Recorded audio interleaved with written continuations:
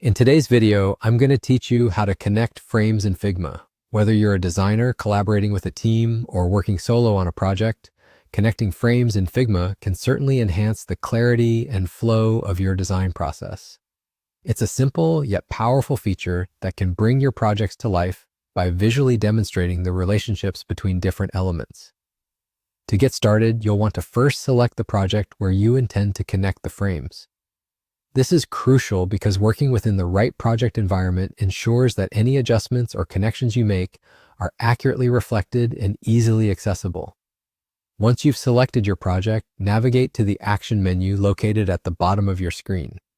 This section is home to a variety of tools and enhancements designed to optimize your designing experience.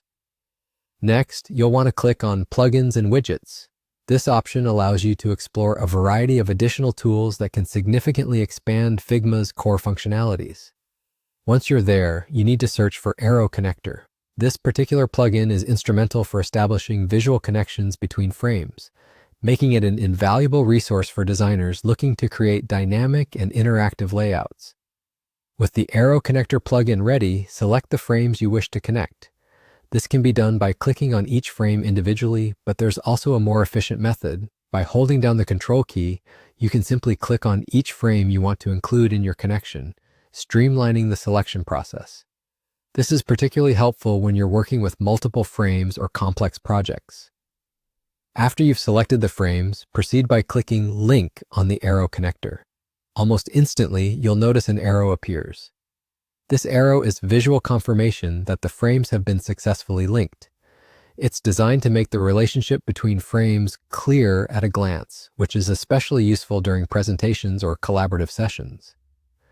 An important thing to note is the dynamic nature of these connections.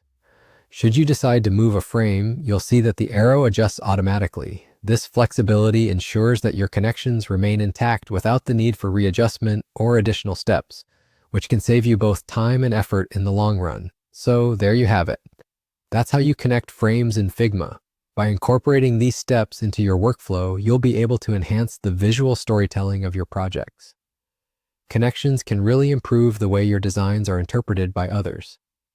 If you found this tutorial helpful, be sure to like the video, leave a comment below, and subscribe for more content that can aid your design journey. Thanks for watching and happy